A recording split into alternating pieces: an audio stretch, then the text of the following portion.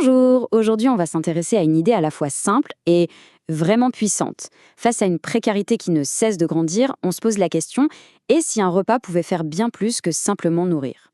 On va voir ensemble comment la restauration collective est en train de se transformer, de se réinventer pour devenir un vrai levier d'inclusion et de solidarité. Face à la précarité, que peut faire un repas? La question a l'air simple comme ça, mais en fait, la réponse est assez surprenante. Un repas, bah oui, c'est d'abord une réponse à la fin, évidemment, mais c'est aussi tellement plus. Ça peut être une porte d'entrée vers un job, une occasion de retisser du lien social, et même, on va le voir, un geste pour la planète. C'est fou de se dire qu'un seul repas peut être le point de départ d'un changement aussi profond. Alors, pour bien comprendre de quoi on parle, il faut d'abord poser le contexte. Le défi est immense. La précarité, qu'elle soit économique ou sociale, elle gagne du terrain. Et la faim, finalement, ce n'est souvent que la partie visible de l'iceberg, le symptôme d'un problème beaucoup, beaucoup plus large. Mais heureusement, au milieu de ce constat qui peut paraître un peu sombre, une réponse vraiment innovante et durable est en train d'émerger. Et c'est cette idée de restauration sociale. L'idée, ce n'est plus juste de distribuer des repas, non. C'est de transformer complètement l'acte de cuisiner, de manger, pour en faire un véritable outil de reconstruction, à la fois pour les personnes et pour les communautés. Bon, maintenant qu'on a posé le cadre, rentrons dans le vif du sujet. Cette fameuse restauration sociale, concrètement, qu'est-ce que c'est? C'est quoi la définition exacte? Et c'est là que ça devient super intéressant. Regardez bien, on parle d'un modèle qui fournit des repas de qualité, oui, mais qui intègre surtout trois dimensions essentielles: la solidarité, l'inclusion sociale et le développement durable. On n'est plus du tout dans le simple fait de nourrir. Solidarité, inclusion, durabilité, c'est ce trio-là qui transforme une cantine en fait en un véritable projet de société. Et ces trois objectifs, ils ne sont pas juste posés là, les uns à côté des autres. Ils fonctionnent vraiment ensemble. D'abord, bien sûr, lutter contre la précarité alimentaire. C'est la base, le besoin vital. Ensuite, promouvoir l'insertion sociale. Là, on est sur le tremplin. La cuisine devient un lieu de formation, un moyen de retrouver un emploi. Et enfin, le développement durable. C'est l'engagement qui chapeaute le tout. On fait ça en respectant la planète, en utilisant des produits locaux, en luttant contre le gaspillage. C'est un tout cohérent. Ok, c'est bien beau sur le papier, mais en pratique, quel est l'impact réel? Qu'est-ce que ça change sur le terrain? Eh bien, on va voir que ça va bien, bien au-delà de ce qu'il y a dans l'assiette. Le premier impact, c'est le plus évident, mais aussi le plus fondamental: la santé. C'est simple, avec l'estomac vide, impossible d'aller de l'avant.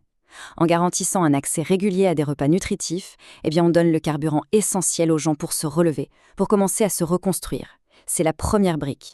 Et puis, il y a la suite. C'est là que la magie opère, vraiment. Parce que ça ne s'arrête pas au repas. Ces initiatives, elles créent des emplois, des formations. Ce sont des endroits où on apprend un métier, où on reprend confiance en soi, où on tisse des liens. Au final, c'est tout le tissu social d'un quartier, d'une communauté qui s'en trouve renforcée. Pour que ce soit plus concret, regardons quelques initiatives inspirantes. Prenons les cantines solidaires par exemple. Leur truc, c'est le repas à prix libre. Chacun donne ce qu'il peut en fonction de ses moyens. C'est une forme de solidarité financière. Et puis, il y a les cuisines communes. Là, l'idée, c'est de rassembler des bénévoles, des professionnels, des bénéficiaires. Tout le monde cuisine ensemble. On partage des savoir-faire, on crée du lien. Deux approches différentes, mais au fond, le même objectif: recréer du lien social. Alors évidemment, ce serait trop beau si tout était facile. Ce modèle, aussi prometteur soit-il, fait face à de vrais obstacles. Ce n'est pas un long fleuve tranquille, et pour que ces projets se développent, il y a des défis importants à relever. Et les principaux freins, quels sont-ils? Bon, sans surprise, le premier, c'est le financement, le nerf de la guerre comme on dit. Trouver des financements publics et privés qui soient pérennes sur le long terme, c'est compliqué. Et puis, il y a un autre besoin tout aussi crucial: il faut une plus grande prise de conscience et un engagement plus fort de tous les acteurs locaux. L'argent seul ne suffit pas, il faut que tout un écosystème se mette en place. Mais justement, ces obstacles, on peut aussi les voir autrement. On peut les voir comme une invitation à agir, à transformer ces défis en une véritable opportunité collective. Parce que ce qu'il faut bien retenir, c'est que la restauration sociale, ce n'est pas juste un pansement sur une plaie. C'est une réponse vraiment prometteuse pour construire une société plus juste, plus équitable. C'est un véritable projet de société qui nous invite tous à repenser notre système alimentaire, à y injecter plus de solidarité et plus de respect pour l'environnement. Et la bonne nouvelle, c'est que tout le monde peut contribuer à son échelle. Comment? Eh bien, par exemple, en soutenant les projets qui existent près de chez soi, en faisant des dons, si on le peut, ou tout simplement en devenant bénévole. Chaque geste compte, même le plus petit. Chaque personne peut devenir un maillon de cette chaîne solidaire. Au fond, tout se résume peut-être dans cette simple phrase: faire la différence, un repas à la fois. C'est exactement ça. Chaque assiette qui est servie, ce n'est pas juste de la nourriture. C'est une brique de plus qu'on pose pour construire un monde plus juste, plus solidaire. Un repas à la fois. Alors, on termine avec cette question qui est une belle ouverture.